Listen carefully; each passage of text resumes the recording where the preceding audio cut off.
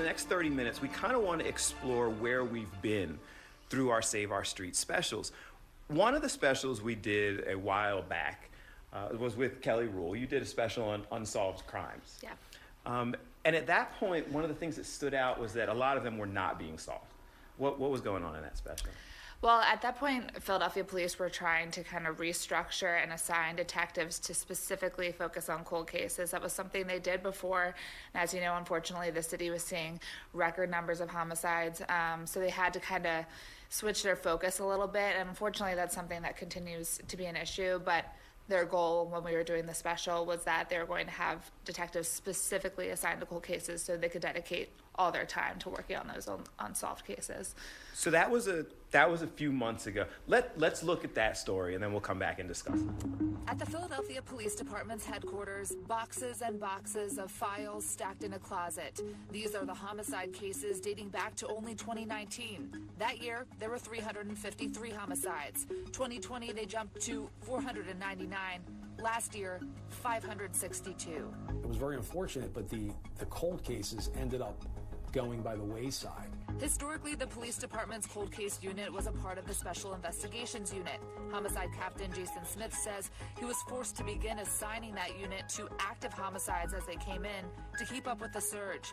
But family members of loved ones with no answers also continued to call. We will continue to work those investigations, but in order to do that effectively, I need a team of investigators. Captain Smith says he's reforming the cold case unit. Currently, 2 teams and 4 total investigators. By mid-September, he will have 8 focused solely on cold cases. It's where the assigned investigator has just begun to run out of leads on that investigation. Captain Smith says his investigators will operate off of tips and pulling old case files to meticulously go through them, identifying all former witnesses, but the biggest emphasis will be on DNA. It could be, blood from the perpetrator. Yes, we're finding that evidence can be retested and we can develop a suspect based off of that DNA profile. He says technology continues to improve. Now forensic experts can even recover DNA from ballistic evidence. He thinks that will be a game changer. I have homicide investigators. They receive weekly phone calls from the mothers of homicide victims. Weekly. The mothers aren't giving up. Why should we? So when we did that story, we interviewed Captain Smith.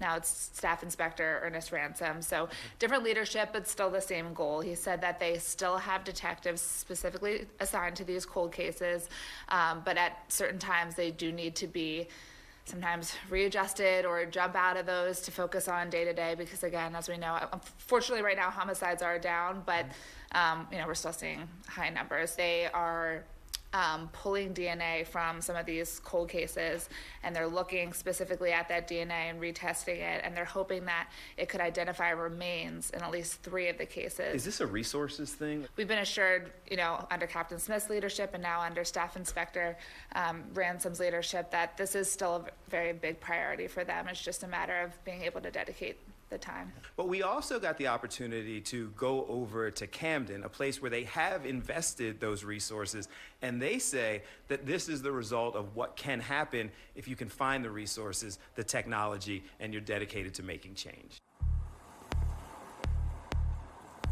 Speaking about being hard on crime, in 2007, I was the Officer of the Year. I like to just put that out there. I was the Officer of the Year because I made several hundred arrests, drug arrests, tons of guns off the street. I grew up in the city. I witnessed all the bad, all the ugly. So I say, I'm going to become a cop and I'm going to clean it up by locking up all these people that are on the corners. But it changed nothing. We're still the most dangerous city in the country. There you go. See, you have a dealer, potential dealer here. Camden Police Chief Gabe Rodriguez, We're here to help. in a lot of ways, is a living example of the shift in policing that we're seeing in several cities across the country. When we started to convert over to this community policing way of going out there and working with the community, going out and doing barbecues on the hottest block in the city, we're now occupying that space, bringing all the good people out of their homes that are prisoners of their homes and pushing all the negative away. In Philadelphia and other larger cities, there's still a debate over whether this is the best strategy. But in places like Camden, they're convinced. We have a long way to go. But the results of not only the numbers by reducing violent crime in the last 10 years by 50%, reducing homicides by 70%, that's success. We went to Camden because they serve as a case study of so-called smart on crime strategies being implemented in extremely violent and crime-infested areas. The journey from policing that looked like this. Every day I came to work and I knew there was going to be someone shot, multiple people in a shift. And it became the norm, and you became numb to that. And it was just part of the day. Not helping that person, that young man that's being forced out on that corner, but by creating more problems so that person for the rest of their lives are going to continue down that path. To a strategy more like this. Your first assignment here is to go out in that neighborhood and knock on every single door. And if they don't answer today, go back tomorrow. And go back the next day. Introduce yourself. I'm going to be policing your neighborhood. Anything you need, you let me know. Chief Rodriguez wanted to be clear that being proactive and community-based does not mean looking the other way from crime. Quite the contrary. We're going to knock on your door, and we'll let you know we know what you're doing. We want you to know that we have an eye on you. We're not going to hide this. We're not going to drive around in these undercover cars and try to catch you doing wrong. We want you to know we're watching you. And if you're going to do something wrong in the city, we're going to catch you, and you're going to be prosecuted to the full extent. The goals are the same no matter where you are, safer communities. Unfortunately, there are still way too many questions across our country over how we get there. Being aggressive, going out there kicking indoors, chasing cars, those are things of the past. And I think the way to do things now is by occupying the space and making the most of that time by having positive interactions. Welcome back. Now, as we explore different ways to save our streets, we often hear that part of the problem is that faith simply is no longer a large part of our day-to-day lives. So is that true among our younger generation, and what can be done? A lot of kids nowadays don't go to church because they feel like they'll be judged for who they are. What does religion or faith mean to young people in today's society? Generally, I'm not sure that we value faith as much as we used to as a whole of society. In a society that many would acknowledge is heading in the wrong direction for various reasons, we're also seeing a decline in people embracing faith as a potential solution or source of comfort. We're entering somewhat a religious society right now, so this is why I believe that the best way to really begin to reach people of faith is push them in their faith, but you got to meet them where they are. I think it is kind of a tale as old as time. As a young person who was a member of a congregation myself, I remember having to make those decisions on where I'd spend my time. But I just think that, the kind of world we live in now is so much more fast-paced. There's more expectations put on our students, more pressure that they just find it's a harder time to get them really engaged. The statistics are pretty clear. Although there is some variation about the growth or decline of individual religions, Pew Research says that religious attendance is steadily in decline across the board. My friends now, they don't really go to church. My baptism was I'm pretty sure the first time they've been to church in a very, very, very long time. I think I like to say that we are in a moment of hope and of rejuvenation. It's a time of creativity because I think we are in a time where we are rethinking how can we reach our young people? How can we better engage with them? So is it the issues they face? The issues of today are not like the issues of 30 years ago. To meet them where they're at and what their needs are and their interests are in 2023, which is way different than it was, 20, 25 years ago when I was an engaged kid.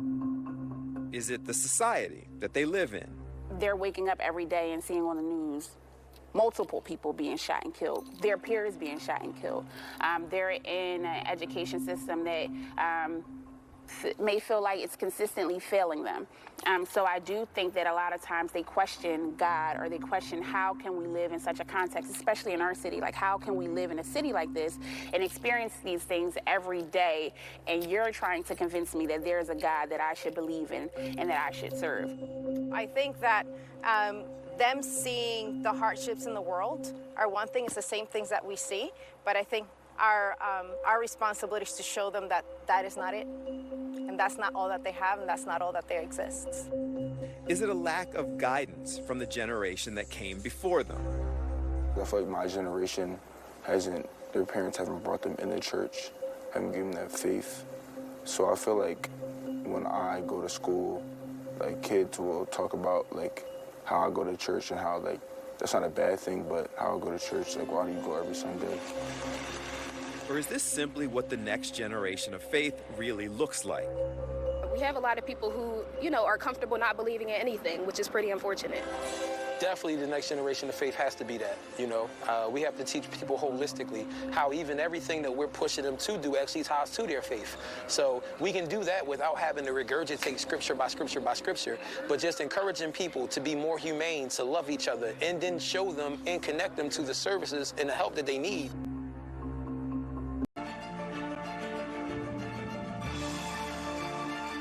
Now, to save our streets, each of us has to take a long look at our role in making communities better.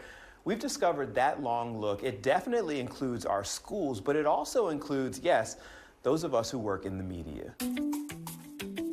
I mean, part of teaching is not just the content and the concepts, but it's also inspiration. It helps young people develop a sense of purpose.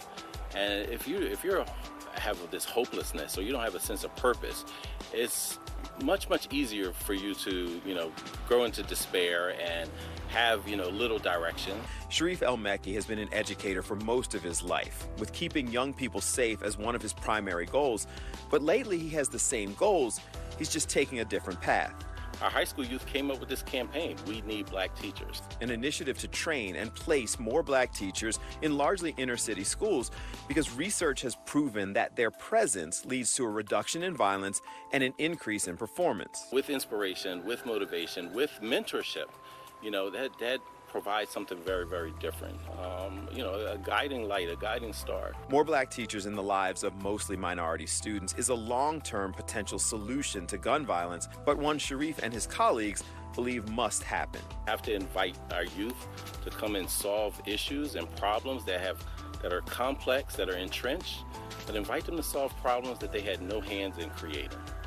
And if we're able to do that, then that shows our wisdom by listening. We become wiser by listening to the youth.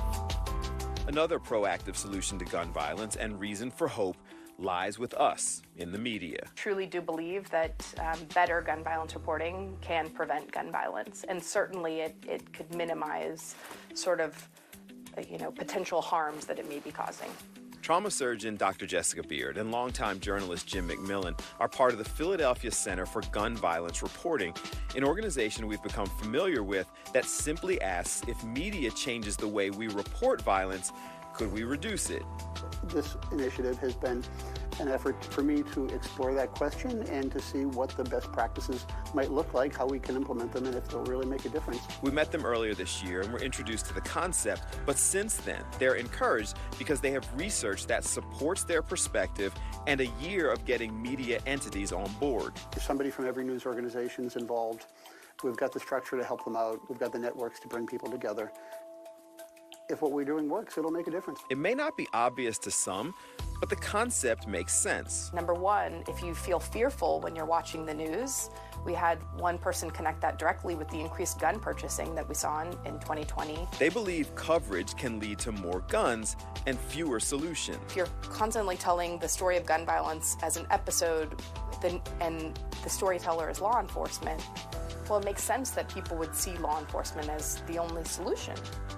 But if you have different narrators, or if you have, the perspectives of firearm injured people or people like us, who have other solutions to offer up, I think that people can see that there are other opportunities to get involved in gun violence prevention or to support, the work that we're doing, or other folks who are involved in public health and prevention. Sharif El-Mekki, Dr. Jessica Beard, and Jim McMillan all represent innovative reasons to feel encouraged. James Baldwin said hope is invented every day, but usually that hope that's invented is in the words of our youth. And if we're not listening to them, and they're the closest to the issues that we're trying to solve, and we're trying to do that without them, it's to our own peril. Creative solutions to gun violence and reasons to believe that 2023 can be a year of hope.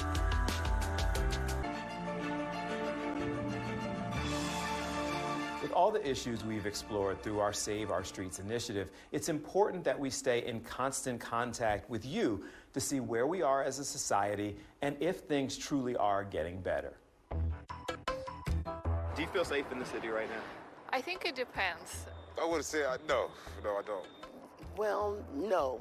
Do you feel safe in the city right now? No, not now. I think now I've noticed the situation has improved a little bit. Like I do notice like a greater police presence, for example. There is also some like on the street patrol, but I think things can definitely be a little bit better. What I see on the L and the buses is absolutely horrible. Throughout the years, I was able to walk and go places and not feel like I was threatened by the surroundings. It just, you know what I mean, people need to come together. I feel like the community has to change. It's not only about police. It's dangerous. I think Philadelphia right now is at an all-time low. Lately, it's been a lot of unnecessary and undue violence and harm to other people, and it leaves me very skeptical. Are we doing enough as a city to fix it? I think we need to all pray every day, pray hard, and stay armored, not armored with weapons, but with God. I just think that we need to pay attention to the youth. I think it's fixable. People need to ease up about the police because they have a hard enough job as it is. With the police presence or resources, like you also want the community to feel safe. So like I do think there is like a room that we can do, like I don't know if it's community building. They need to also have respect for themselves. Morally, our children are lost. And I think that's where a lot of it, lies. Give them more attention. Say something if you see something, even though I know it's scary because they might beat you up. Maybe if parents and others pay a little bit more attention, then it's doable. They had a decency to have that kind of respect for oneself. Like, if you want your neighborhood to be cleaned up, get your ass out there and go sweep in front of your door. I think we're doing a disservice to the youth if we do not say anything. Do you think we can fix it? Do you think we will fix it? No. It's already broken. Are you at least hopeful or are you discouraged? You said Philly's at an all-time low. I'm still hopeful. I'm still hopeful because I just pray all the time. The situation will improve a lot, but it's all about like these things are going to take years to solve, right? So this is long term. So what can we also do short term to improve these issues? And I wish I had the answer. I think there's hope, absolutely. I believe in hope, yes, absolutely. So it just takes people to come together and just sit down and think rationally and logically with some sense.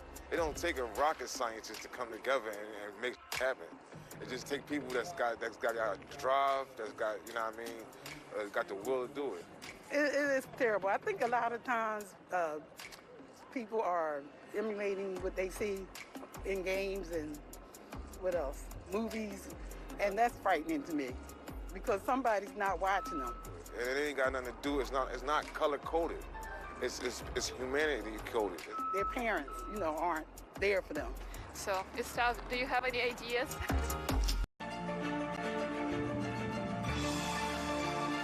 Thanks so much for watching. The Save Our Streets initiative is a commitment that we've all made to try and improve our communities. And "our" is an important word. We never lose track of the fact that these are our neighborhoods, our schools, our communities, and we're as committed to seeing better as you are. We're living this reality together. I'm Bill Anderson, and thanks so much for watching.